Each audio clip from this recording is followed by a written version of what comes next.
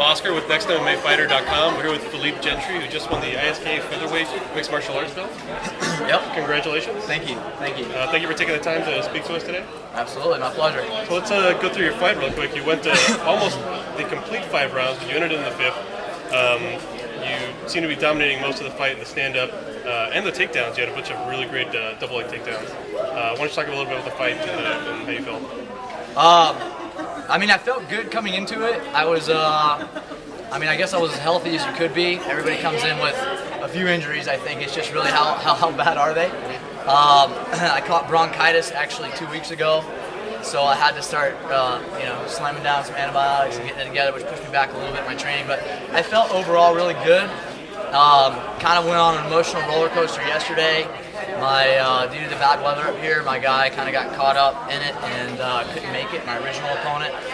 So I actually went through 5 different opponents that I was supposed to fight since last night. So that was kind of, it kind of puts you on a mental roller coaster. But my guy came through. This guy, Chris Ortiz, tough guy out of Birmingham. He had three more fights than I did. Didn't really know much about him except he was southpaw and a gamer. Right. And he definitely was. I mean, he came in to fight, came in good shape, went almost the full 5 rounds, had very heavy hands. It was a good fight, you know. I noticed that definitely in the first 2 rounds, I think you were dominating the fight, especially with the stand-up, and you were able to take him down almost at will. I think it was the 3rd round where you were actually commanding really well. I think you dropped Chris with the head kick, and then followed up with some shots on the ground, and he ended up standing right back up. What did that do to you, in the fight? Like your mind, it's got to be frustrating to hit a guy a lot of times and know that you got him on the ground and pop right back up. Yeah, it shocked me. I hit him with a good 1 hook too, and put him back and busted his eye, and I followed him. And in my opinion, looking back, kind of sloppily. I should have controlled the position more instead of just getting in there and trying to throw. But to be honest, I thought the ref was going to stop it, so I expended a lot of energy, and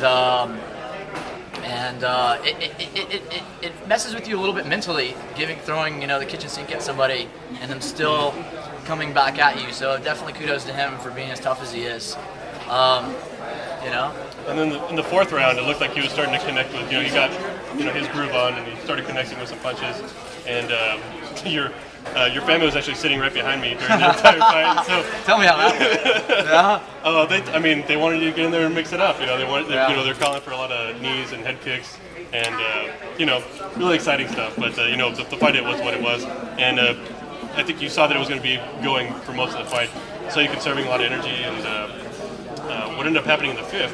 Why don't you explain what happened in the 5th round? I'd like to go back to the 4th and just give more kudos to my opponent. The reason I danced around for a good minute in the 4th is because he came in with an overhand left and kind of rocked me for a little bit, and he probably should have followed up, but he gave me a chance to recompose, thank God.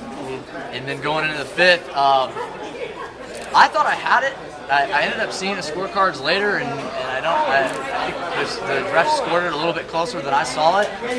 It looked to some of us that it might have been even going into the 5th. Yeah. So it could have been any of his game, but I thought I for sure had the first 3. I thought he could have had a 10-9 in the 4th, but I still wanted to dominate the 5th. I want to push through the whole fight.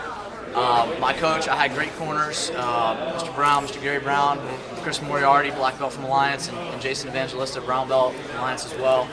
And Chris was telling me, hey man, the double's not working as well for you. I caught him with it in the first 2. He was transitioning, sprawling real well out of it, so Chris explained to me that I needed to switch with a single. And it worked for me. I got him down, got position, was able to transition over, and ultimately catch a Kimura. Right. So, yeah. It looked like you had really good position to even roll over into an armbar. But when you pulled that armbar for the Kimura, he actually turned the wrong way and had it sunk in a little bit worse, which was a little bit surprising. But congratulations on a great win. Yeah, thank you. Let's talk about your short-term plans. You're fighting amateur mixed martial arts now. Where do you see yourself the next few months? Are you ready to fight again? Can I put this down? Have we seen this enough? Right. It looks heavy. Yeah. 25 rounds. I'm sorry, man. To be honest with you, this was kind of like like a bucket list type deal in a sense. I turned 30 in last November, and obviously that's not old, but you're not getting any younger either. So I had fought previously, but my last fight was in '06, and I decided I wanted to come back and throw one more time and see what happened. And really, circumstantially, it all came out to where I was fighting for the belt. That was not my original intention. Just because of my jiu-jitsu background and history, it was tough getting me an amateur opponent. And kudos to Shane for doing so. But I don't really know at this point. My original plan was to not fight anymore, but I enjoy mixing it up. You know, I enjoy training. I enjoy competing. I love the crowd.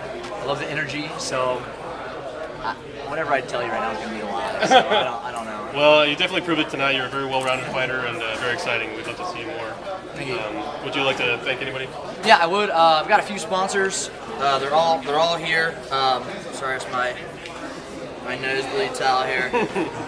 Wicked Jitsu, first of all, fantastic company. Fight shorts, t-shirts, gis, hoodies, all kinds of stuff. Sponsored by Luchador Grappling. It's the best jiu-jitsu tournament in the Southeast. They're just fantastic. Sponsored Fan. They work on managing fighters, helping build sponsorships and promotions. Great company. And then, without these guys, man, look at my bum. Pro Sport Chiropractic. They just awesome guys, man. Awesome guys. One of the chiropractors there is a black belt in jiu-jitsu, so it's perfect if you get a sport injury related to MMA or jiu-jitsu. You go in there, they understand the sport, they understand that you need to get back into training, and they know how to get you there. So yeah, thanks to all of them. Well, thanks to you for taking the time with me. All right, Philippe Gentry.